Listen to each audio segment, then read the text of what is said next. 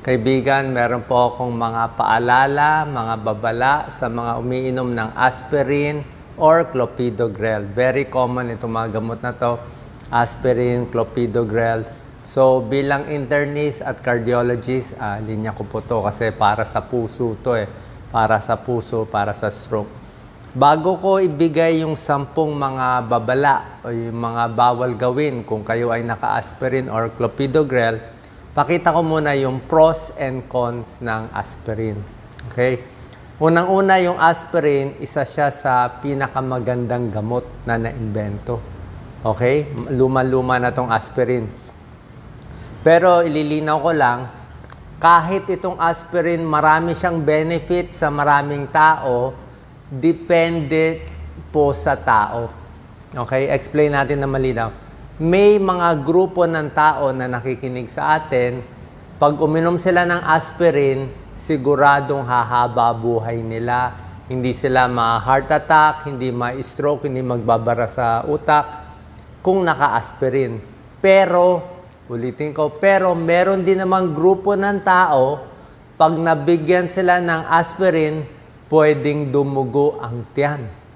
Okay, pwedeng deadly din, biglang dumugo ang tiyan, or pwede rin dumugo yung utak. So, parang ititimbang natin, sino sa atin ang babagay sa aspirin, ang makakatulong, sino naman sa atin pag uminom ng aspirin, nakakasama pala. Actually, yan ang trabaho ng internist, cardiologist ninyo. Ang short answer, syempre, sundin nyo yung doktor nyo kung ano sasabihin niya. Pero yung akin, i-explain ko sa inyo paano yung decision making ng isang cardiologist dito. Okay?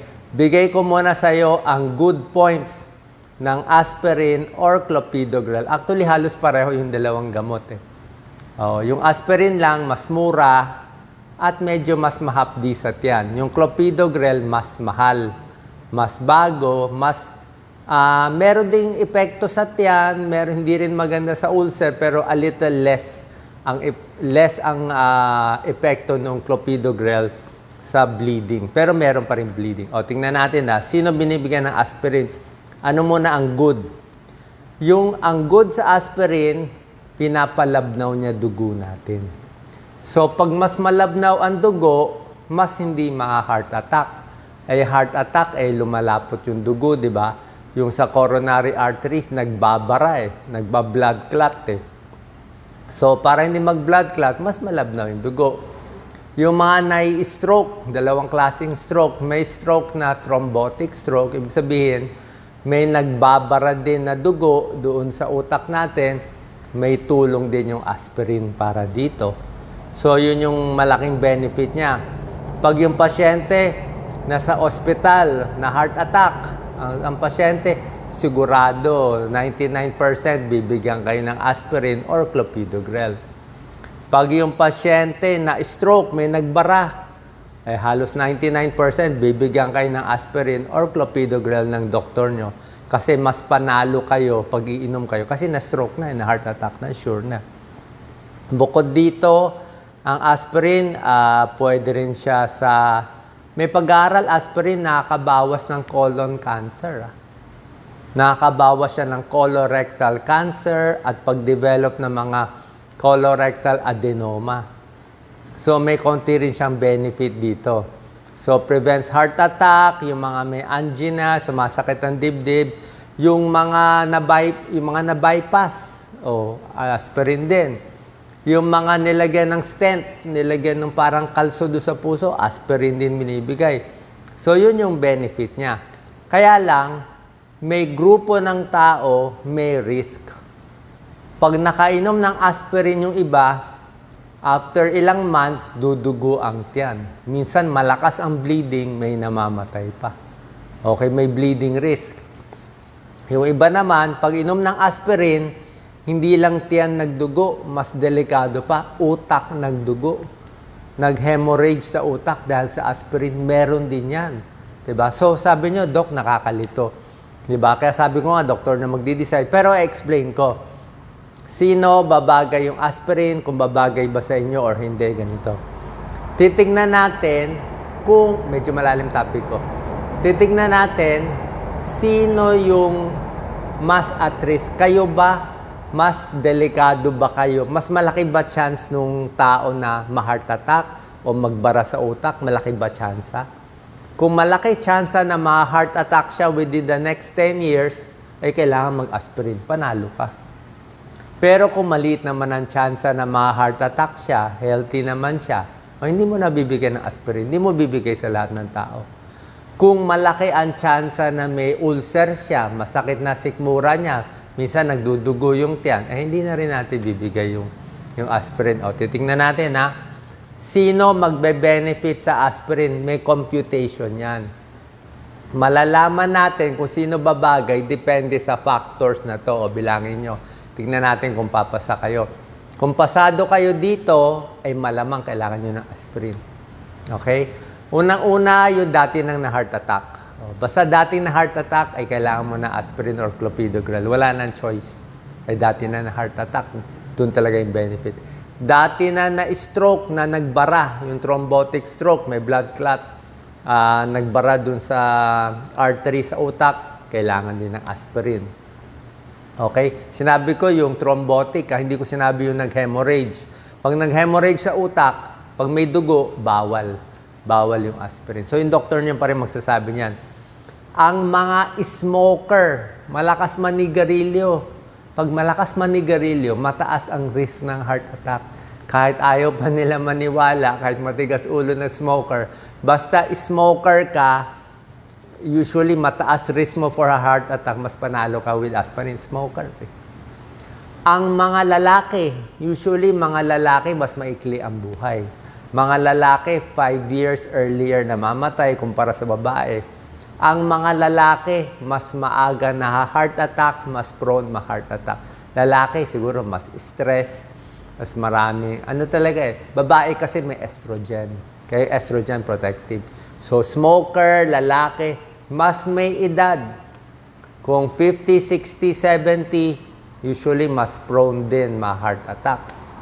Mataas ang blood pressure, another factor. Mas high blood, mas prone din ma-heart attack. Mas mataas ang cholesterol, mas prone din ma-heart attack. So kung meron ka nitong factors, malamang bibigyan ka ng doktor mo ng aspirin, panalo ka. May sakit na sa puso, o baka diabetic pa, panalo din kung naka-aspirin. Mataas pa blood pressure, mataas pa cholesterol, naninigarilyo pa, lalaki pa, aspirin talaga. Kasi super high risk ka ma-heart attack in the next 10 years. Pag uminom ka ng aspirin, mababawasan ng risk. Pwedeng humaba buhay mo. Pero kung sasabihin natin, babae ka naman, di ba? Walang high blood, hindi naninigarilyo, di ba? So, hindi mo kailangan ng aspirin. Kasi kung healthy ka naman, tapos iinom ko pa ng aspirin, basta-basta, baka mag-bleeding ka naman. Ayaw na natin yung risk. Okay? Usually, anong dose binibigay? 80 milligrams lang sa atin. 80-81 milligrams ng aspirin. Hindi na mas mataas. Okay? Tapos, ito po, napakahalaga. Meron tayong 10 babala o 10 mga bawal gawin kung kayo ay naka-aspirin or clopidogrel. Kung kayo umiinom o kamag-anak nyo, magulang nyo umiinom, kailangan alam nyo to. 1 to 10. Baka mamaya nagkakamali kayo sa pag-inom. So, ito po, linya ko kasi ito bilang cardiologist. Number 1, pag naka-aspirin ka na, ingat ka na sa ibang mga gamot na sinasabay mo sa aspirin. Mamaya, may aspirin ka, naka-steroids ka pa. Higher bleeding risk. Meron ka ng pampalabnaw ng dugo, baka meron ka pa ibang iniinom. Baka meron ka mga supplement. Actually, yung vitamin E, okay naman, pero pag maraming vitamin E, parang may konting bleeding risk din yon. Yung mga ginkgo biloba, parang may konting bleeding risk. So, titingnan mo, kasi pa nag-add lahat yan, baka tumaas yung bleeding risk mo. Ayaw natin.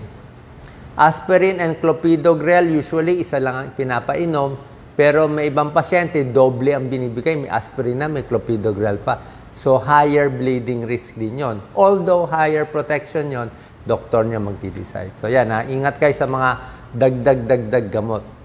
Number 2, bawal gawin kung uminom ng aspirin or clopidogrel, bawal uminom ng alak. Bakit bawal uminom ng alak? May pag-aaral. Pag yung taong naka-aspirin, di ba? Baka mag-bleed na tiyan mo. Tapos umiinom ka pa ng 3 beer sa isang araw or 3 red wine na kopita or 3 shot ng hard drinks. Kahit ano dito, 3 beer, 3 red wine, 3 shot, kahit ano dito pinili mo, naka-aspirin ka, higher risk of bleeding. Kaya bawal. Bawal ipagsabay. Yung mga naka-pain reliever, bawal din. 'Di ba? Sabi ko nga sa inyo, 'di ba? Kahit hindi ka nga naka-aspirin, sabi ko, ingat sa pain reliever. Anong problema sa pain reliever? Baka dumugo ang tiyan, 'di ba? Sinabi ko sa inyo, pain reliever, mefenamic acid, ibuprofen, baka dumugo ang tiyan. Ingat lang, huwag masyadong marami. Paalam niyo sa doktor mo. Pain reliever, pwede rin masira ang kidneys. Okay? Minsan may natsatsambahan dyan. So, naka-aspirin ka na pwedeng delikado sa tiyan, dagdagan mo pa ng pain reliever, doble risk mo. Diba? So, hindi na rin pwede pinagsasabayan. Ingat na talaga. Kasi yung mga bleeding with aspirin, may namamatay. Number 3, syempre, bantay ka na sa dumi mo kung mangingitim ba ang dumi. Kasi pag nangingitim ang dumi, sabihin may bleeding yon. Pag ubo, baka may dugo, binabantayan din natin. Okay? Pag may sugat, usually matagal. Pag nasugat ka, medyo matagal mag-clot, matagal huminto ang pagdurugo kasi naka-aspirin ka. Actually, wala naman masama doon. Kung may sugat ka lang, tatagalan mo lang yung press. Kasi nga, malabnaw dugo mo eh. Sabi mo, masama ba yung dok? Baka mag-bleed ako. Pag malabnaw, maganda nga dapat sa puso. Kasi malabnaw siya, hindi rin nga magbabara sa coronary arteries. Hindi ka nga ma-heart attack kasi nga medyo malabnaw. Pero pag nasobra labnaw, masama din. Number 4, ito. Pag umiinom ng aspirin, kailangan may laman ang tiyan. Okay? Siguro, hindi pwede isang pandesal lang tapos aspirin na. Oo. Kung gusto nyo, dapat kung kailan ka malakas kumain, kung tanghali o sa gabi, kung kailan ka may 1 cup rice, kung kailan yung meal mo, after eating, doon ka lang mag-aspirin. Okay? Kasi pag walang laman ng tiyan, bawal sa walang laman ng tiyan, mag-aspirin ka, baka mabutas ang tiyan. Delikado. Isa pa, dapat marami kang tubig iniinom. Pag inom mo ng aspirin, dapat kasabay, bukod sa pagkain, 1 basong tubig. Diba sinasabi ko sa inyo, dapat uminom 8 to 10 glasses of water. Sinabi ko, tubig, maganda sa mukha, maganda sa tiyan, sa acid, tubig, maganda sa kidneys. Ngayon, tubig, maganda rin sa umiinom ng aspirin, umiinom ng gamot eh. Diba? So, maraming benefits talaga ang maraming tubig. Gusto mo maraming tubig, less hapdi sa tiyan. Number 5, kung may sira na ang kidneys, diba sinabi ko nga, yung mga pain reliever, aspirin, may konting risk sa kidneys. Pero, kung kailangan naman ng puso, maliit lang naman yung risk. Pag normal naman yung kidneys mo, dapat wala namang kaso. Pero, binabantayan pa rin yung kidneys. Lalo na kung may sira na kidneys mo, paalam mo na sa doktor kung pwede pa mag-aspirin. Number 6, very important. Pag naka-aspirin, sasabihin mo sa dentista mo. Sa dentist, di ba? Ang mga dentista, binabantayan kung high blood ka. Pag high blood, ayaw ka nila bunutan. Binabantayan din ng dentista kung naka-aspirin ka, clopidogrel, marami pa iba, yung mga warfarin, Coumadin, mga iba pang pampalabnaw ng dugo. So, pag naka-aspirin ka or clopidogrel, sasabihin ng dentista, or any minor operation any operation, baka may hiwa, may tatanggalin, dapat papaalam mo sa doktor mo. Usually, ganito ginagawa ng doktor. Papatigil mo na yung aspirin mo ng 7 days. 7 araw bago ka bunutan ng ipin, bago mag-minor operation, tigil mo na aspirin kasi pag nagbunot ka, tapos naka-aspirin ka, baka dugo ng dugo, hindi tumigil. Mahirapan yung dentista. O pag inoperahan ka sa tiyan, naka-aspirin, baka dugo ng dugo. Diba? Magbi-bleed yung pasyente, delikado po ito. Diba? So usually, 7 days tinatanggal, pero doktor nyo pa rin magdi-decide. Kasi may mga situation na kailangan mo aspirin. Kung talagang normal inom lang ng aspirin, prevention lang, siguro tigil mo 7 days, walang kaso. Pero kung bagong heart attack, tapos kailangan yung aspirin para hindi bumalik yung heart attack, tapos papabunot ka, titigil mo yung aspirin mo 7 days. Eh, paano kung doon sa 7 days, doon ka inatake? Di talo tayo.